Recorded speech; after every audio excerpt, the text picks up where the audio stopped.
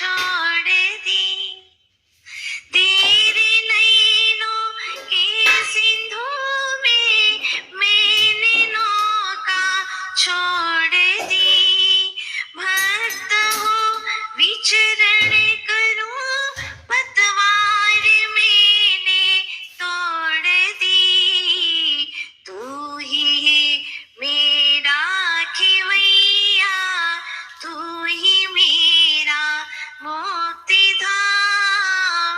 कोटि कोटि प्रणाम।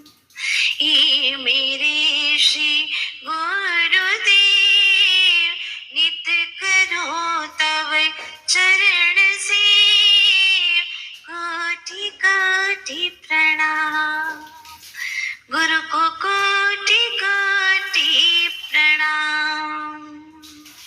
आदि तीर्थंकर श्री आदिनाथ भगवान की, चैतन्य चमत्कारी श्री पार्श्वनाथ भगवान की, संत शिरोमणि अध्यात्म योगी दीक्षा प्रदाता आचार्य गुरुवर श्री विद्यासागर जी महाराज की, आरिका श्री रत्न रिजुमती माता जी की, कल्याण मंदिर महामंडल विधान की, आरिका श्री पूर्णमती माता जी की, वंदनीय आरिका संघ की।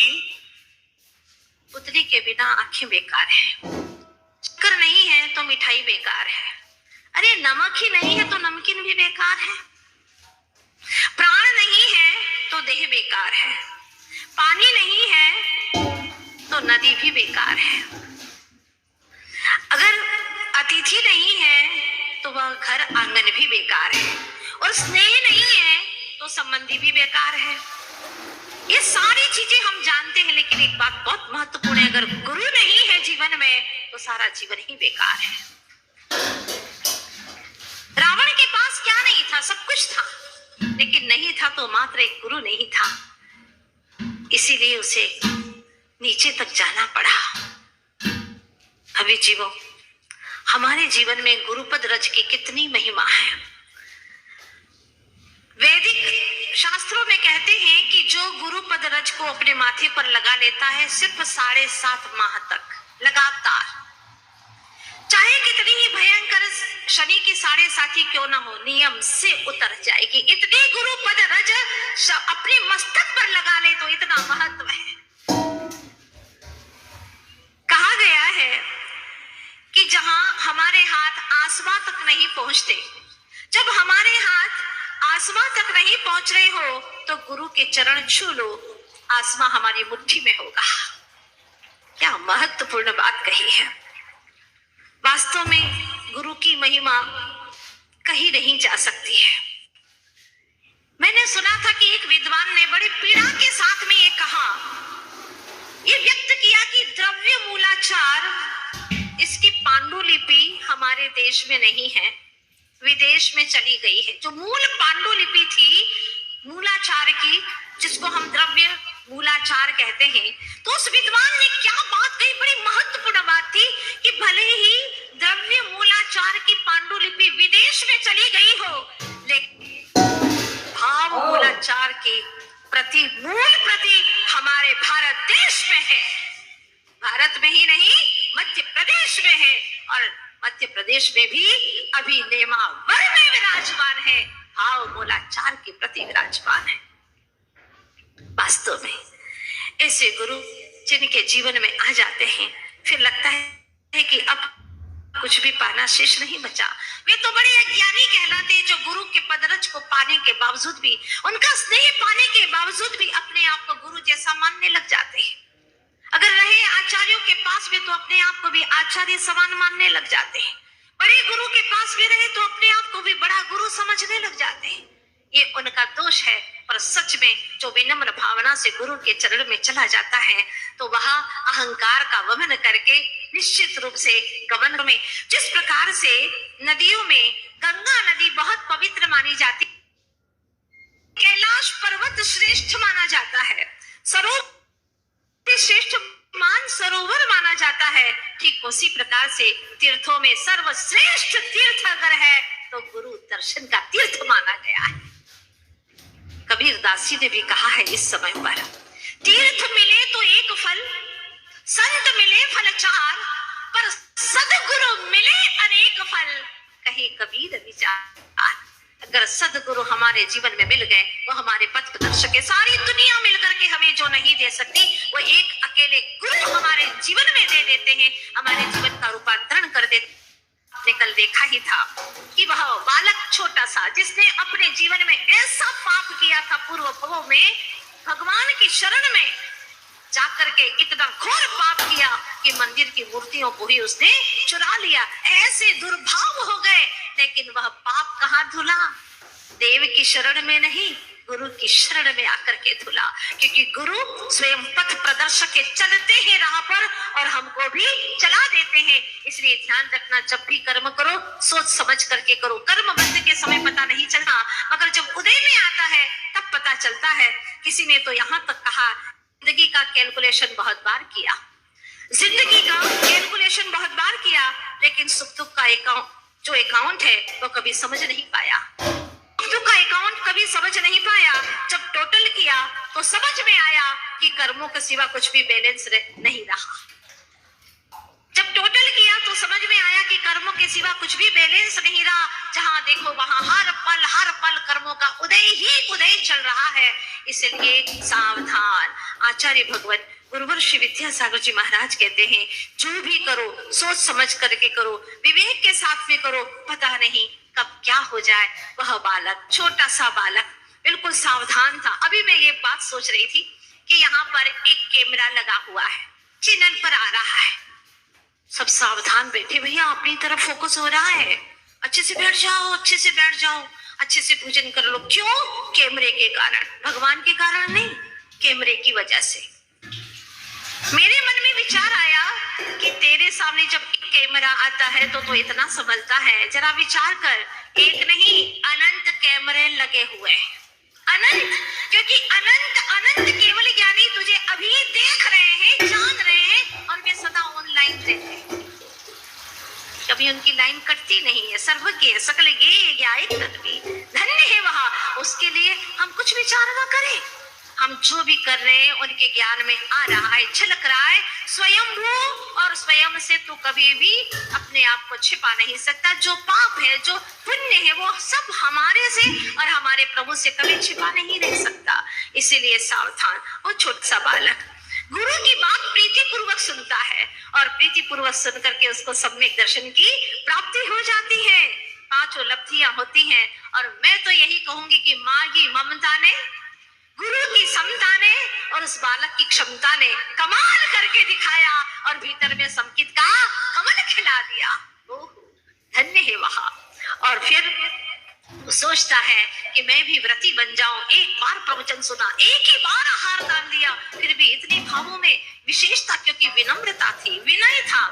चाहे हम कितना भी गुरु की सेवा करें और विनम्रता नहीं है, अहंकार है, तो सारा व्यर्थ हो जाता है। किस चीज का गुमान करे? है क्या हमारे पास में है? आज यहाँ कल कहाँ रहे, कल कहाँ रहे, यह कौन कहे। दरिया का पानी बहता है, मालूम नहीं किस और बहे। लाखों ही पैसे वाले थे, मिट गए समय के पहले में। सोचो तो दुनिया में जीवित कितनों के नाम निशान रहे, कितनों के नाम निशान रहे, सब मिल गए। हम भी अनंतों बारिश ऐसी पर्यायों को खो चुके हैं, अभी भी ये पर्याय खो जाएगी। बस एक शाश्वत आत्म तत्व को समझना है। वह बालक भी सोचता है, विचार करता है कि जो मैं आत्म तत्व हूँ, ओनली सोल सब्सटेंस, वहां अनपेरिशेबल है, कभी मिटता नहीं है, शाश्वत हूँ मैं। बट जो मॉडिफिकेशन है, पर्याय है, वो चेंजेबल है, ये पर्याय भी बदल जाएगी। सोच ही रहा था कि खूंखार शेर आया, झाड़ियों से छलांग लगाई, पंजा मारा और उसका जीवन समाप्त कर दिया। अंत समय तक भी वह गुरु के बारे में विचार करता रहा। बस गुरु की छवि उसके नैनों में झूमती रही। कभी जीवों, मुझे भी बस ऐसा ही लगता है। अगर गुरु हमारे जीवन में है तो सब कुछ है, अगर गुरु नहीं है हमारे जीवन में तो कुछ भी नहीं है। आप अपने जीवन में कई बार महसूस करते होंगे कि गुरु का जैसे स्मरण किया, सारे उपसर्ग, सारी विपदाएं टल गई। पता नहीं कैसे छू मंत्र सी हो गई, पता ही नहीं चला। जैसे कि कोई आया और सारी विपदाओं को एक हवा में उड़ा करके ले गया। वो कोई और नहीं था, मेरे हृदय में विराजमान मेरे गुरुदेव थे। बताएंगे, इनकी स्मृतियां भी बताएंगे, बहुत सारे संस्मरण हैं। लेकिन आप लोग जब ज्ञान धारा पढ़ेंगे तो आपको ज्ञात होगा। अभी हमारे पास में बहुत कम समय और अकृत पुण्य की कहानी को हमें पूरा करना। अब वो धन्य कुमार हो चुका है। हाँ, अभी मुनिराज के मुखारबिंद से सारी कथाएं सुन रहा है। पूर्व की फ्लैशबैक में चल रहे हैं, भूल तो नहीं गए ना आप लोग? तो हुआ क्या कि जब शेर ने उसको मार दिया, माँ सोच रही थी कि बेटा आने वाला है, लेकिन आया नहीं। मुखिया ने तो कहा था कि आ जाएगा, लेकिन अभी तक नहीं आया। मुखिया को भेजती है कि जाकर के देखो, और जैसे ही उसने जाकर के देखा, अवाक रह गया, क्योंकि वहां पर तो खून से लथपथ कपड़े पड़े हुए थे, कहीं पर खोपड़ी थी, कहीं पर हाथ की अंगुलियां पड़ी हुई थी। जैसे ही वो घर पे आता है और उसकी माँ को लेकर के जाता है, देखो क्या दृश्य हो गया, क्या हो गया। और माँ जैसे ही देखती है, बाल को देखती है, पहचान जाती है, वस्त्र पहचान जाती है, और बच्चे की अंगुलियां पहचान जाती है। माँ थी ना, माँ की ममता तो सब कुछ जानती थी। फूट फूट करके रोती है, और इधर से वह जो बालक था अकृत पुण्य, वो मरण करके भावों के अनुसार वहां सौधर्म स्वर्ग में महर्तिक देव बन जाता है, महान रिद्धियों का धारी। और जैसे ही वहां पर उपपाद शैया से जन्म लेता है 16 वर्ष का नव राजकुमार, इतने में सारे देवता गण आ जाते हैं, उसका मंगल स्नान करते हैं और फिर जिनालय की ओर ले जाते हैं। जैसे ही विमान के अंदर जो इतना विशाल जिनालय देखा, उसकी आंखें तो बिल्कुल देखती रह गई प्रभु को। ओह अद्भुत, ऐसे प्रभु, ऐसे वितरागी प्रभु, जय हो जय हो जय हो। और वह प्रभु की भक्ति में लीन हो जाता है। अंतर्मुहूर्त बीत जाता है, फिर उसको अपने ज्ञान से ये ख्याल में आता है कि माँ बहुत रो रही है, बहुत रो रही है, अब उसका कोई सहारा नहीं है, मेरे सिवा कोई था भी तो नहीं। और वह विचार करके वहां पर आता है, वही अकृत पुण्य के, अकृत जो पुण्य था वह ऐसा ही रूप धारण करके आता है और कहता है, माँ माँ क्यों रो रही है तुम? कहाँ हो बेटा, कहाँ हो तुम? अरे माँ देखो ना, तुम्हारे सामने ही तो खड़ा हूँ। तो तुम्हारा मरण नहीं हुआ ना बेटा? बोलो एक बार। हाँ माँ नहीं हुआ है, देखो ना मैं तुम्हारे सामने हूँ। देखती क्यों नहीं? हाँ हाँ दिख गया बेटा, दिख गया। आओ ना एक बार अपनी माँ की गोद में आ जाओ बेटा। लेकिन माँ तू मुझे देखो तो सही जी भर करके, देखा ना बेटा तू मेरा बेटा है ना? हाँ हाँ, आवाज नहीं पहचानती माँ? पहचाना ना, तू ही तो है मेरा बेटा। हाँ एक बार। और माँ दौड़ती है, लपकती है बेटे को छूने के लिए, लेकिन बेटा तो पकड़ से परे हो गया था। और वह पूर्व की ओर दौड़ती है तो वह पश्चिम में दिखाई देता है। माँ इधर देखो। बेटा तूने कभी ऐसा खेल नहीं खेला मेरे साथ, आज तुझे क्या हो गया है? क्यों ऐसा खेल खेल रहा है? अरे अपनी माँ की पीड़ा को नहीं समझता? एक बार गले लग जा बेटा, गले लग जा। नहीं माँ नहीं, अपने आंसू पोंछ लो। जो तुमने देखा है वो भी सच था, और जो तुम अभी देख रही हो वह भी सच है माँ, सच है। सच में तुम्हारे बेटे का देहांत हो गया है, शेर ने भक्षण कर लिया है माँ, लेकिन अब वह बेटा स्वर्ग में जाकर के देव हो गया है, महारिद्धियों का धारी। और इसका कारण है मैंने व्रत लेने की भावना की थी, इसीलिए उस व्रतों के प्रभाव से, व्रत लेने की भावना मात्र से और सम्यक दर्शन के प्रभाव से गुरु की महिमा ऐसी थी माँ। गुरु के आशीर्वाद और उनके दिव्य प्रवचन को सुनकर के मेरे जीवन में ऐसा बदलाव आया है कि आज तुम्हारा बेटा स्वर्ग में देव बन गया। माँ आंसू मत बिसारो, आंसू बहाने का समय नहीं है, खुशियों का क्षण आया है माँ। और अब तुम भी चलो, मैं तुम्हें लेकर के चलता हूँ मेरे गुरु के पास में, वो गुफा में ही विराजमान है। और जैसे ही लेकर के जाता है, माँ को कुछ समझ में नहीं आता। इसी बीच में बलभद्र मुखिया देखता है, अरे ये माँ पागल तो नहीं हो गई? बेटे के वियोग में किससे बात कर रही है? इसका बेटा तो मर चुका है। तब वह सच्ची बात कहता है कि देखो हकीकत ये है, अभी मैं मर करके भी स्वर्गों में देव बना हूं, आप भी चलिए गुरु महाराज की शरण में और व्रती बनिए, तुम भी अपनी आत्मा का उद्धार कर पाओगे, अन्यथा संसार में भटक जाओगे। ये संसार तो अनादि अनंत अनंत काल से जीव भटक रहा है। इस संसार में पंचपरा वर्तन कर रहा है, लेकिन अब नहीं, अब ऐसे सदगुरु मिल गए जैसे कि हम सबको आचार्य गुरुवर श्री विद्यासागर जी महाराज मिल गए।